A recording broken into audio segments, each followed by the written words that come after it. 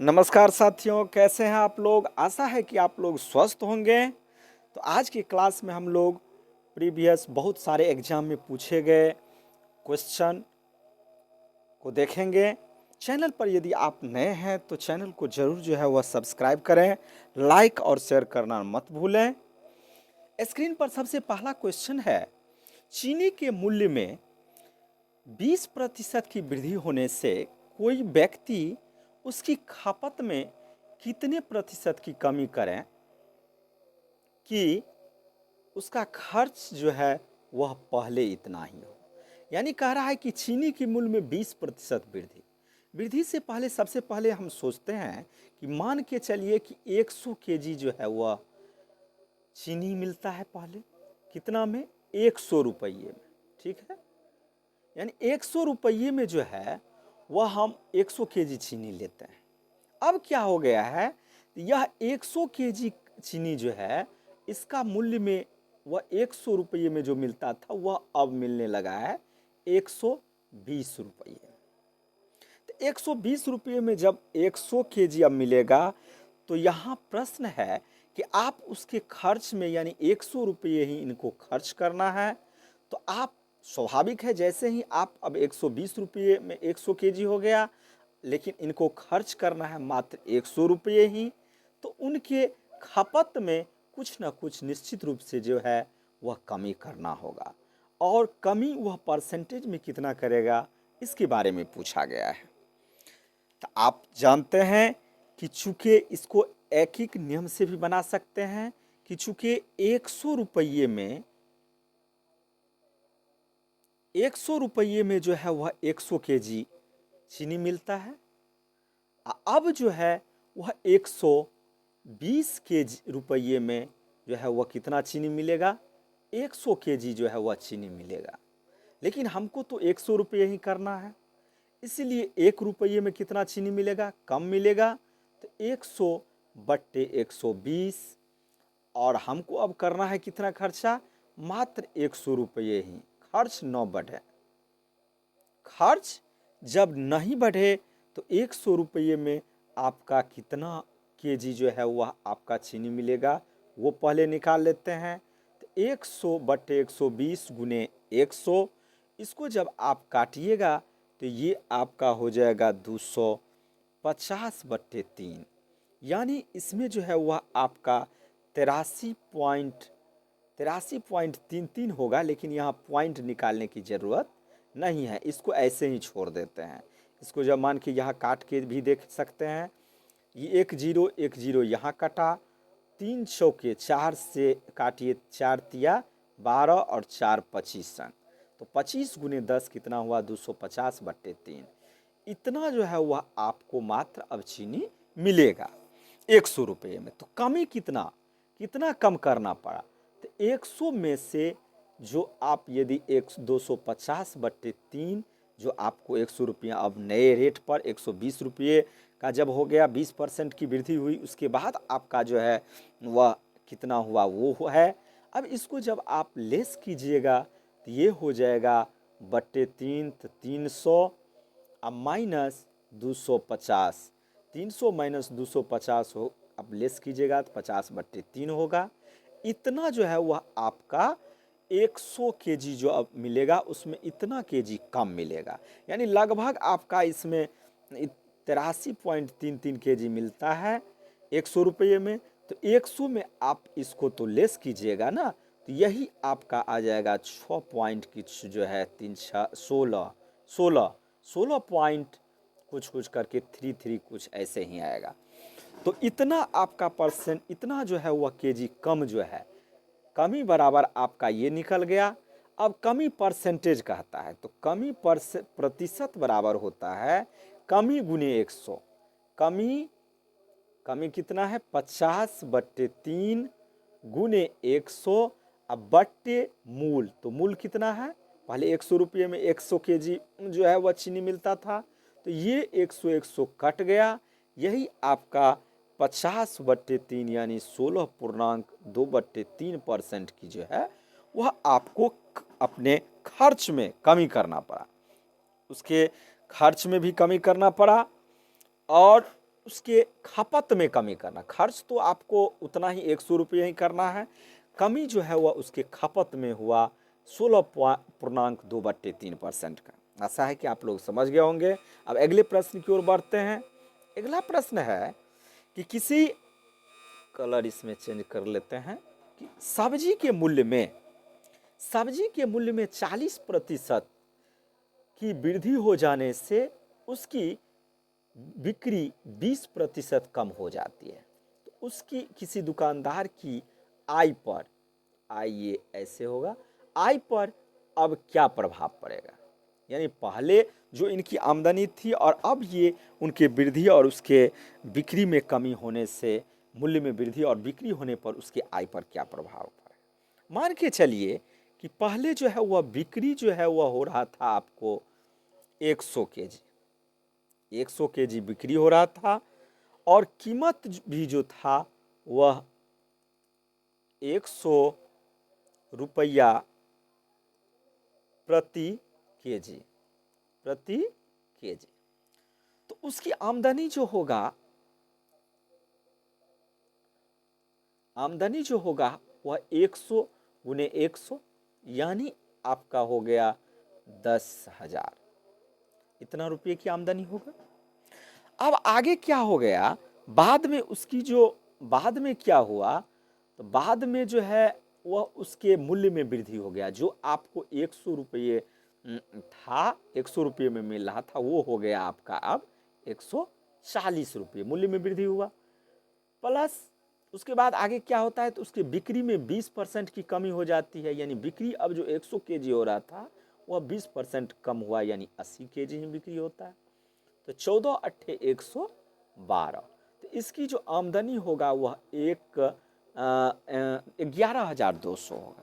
तो जब आप इसको और इसको देखिएगा तो वृद्धि, मूल्य में वृद्धि और उसके बिक्री पर कमी के बावजूद भी उसकी आमदनी ही हो रही है। यानी उसकी आय पर क्या प्रभाव पड़ा है? आमदनी ही हो रहा है ना, आय हो रहा है ना। तो आय में वृद्धि हो रहा है ना, आय में वृद्धि हो रहा है।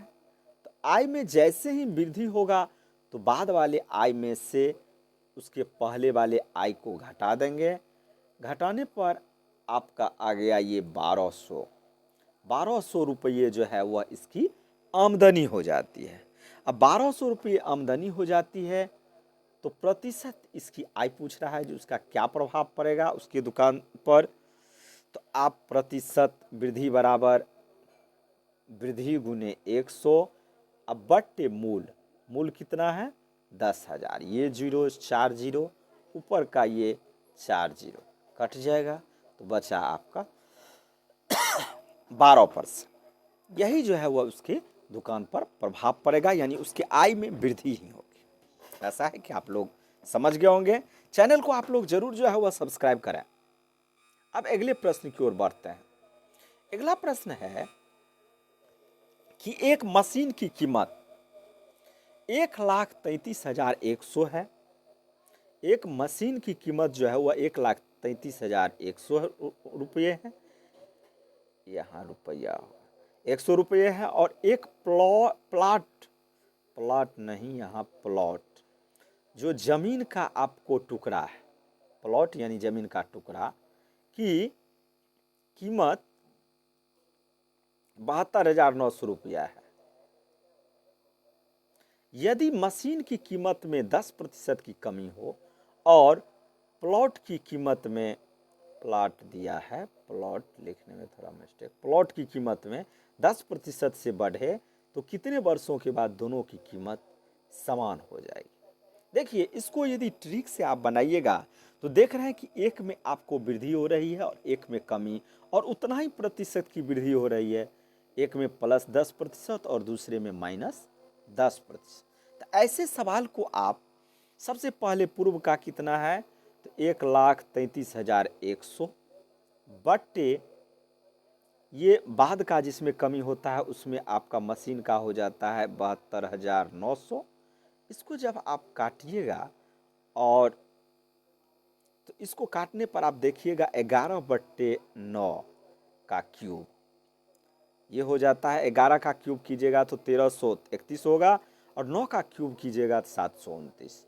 यही 3 जो है इसका पावर, वही आपका समय हो गया। यानी कितने वर्षों के बाद दोनों समान हो जाएगा, तो 3 वर्षों के बाद। ये ट्रिक से हुआ।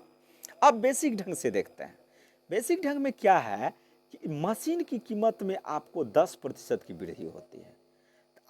तो 10% की वृद्धि होगा तो ये आपका हो जाएगा मशीन की कीमत। एक मशीन की कीमत में इतना और एक प्लॉट की कीमत 10% जो है वह कमी हो रही है, और प्लॉट की कीमत 10% बढ़ रही है। तो आप इसको देखिएगा तो ये आपका 1,33,100 इंटू 1 माइनस ये 10% कम रहा है, तो 10/100 की पावर टी बराबर ये आपका पूर्व का जो कीमत है 72,900, इसमें जो है वह आपका 10% जो है वह वृद्धि हो रहा है बट्टे टी।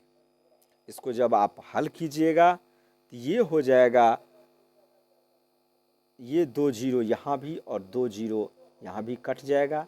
इधर बच गया आपका 1331, और इसको जब आप लेस कीजिएगा ये कटेगा तो ये आपका हो जाएगा 10 माइनस 1 9/10 की पावर टी बराबर 729। 1 प्लस यानी 11/10 का पावर टी।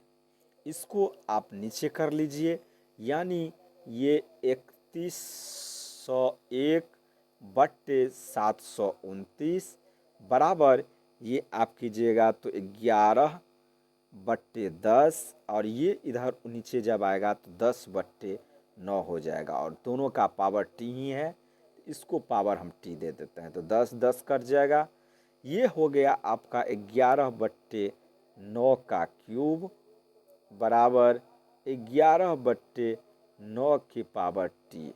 ये इस दोनों का तुलना करने पर टी बराबर आपका 3 जो है वह अभिष्ट मान पता चल गया, जो आपको ट्रिक से भी बताए, समझ गए होंगे। अब अगले प्रश्न की ओर बढ़ते हैं।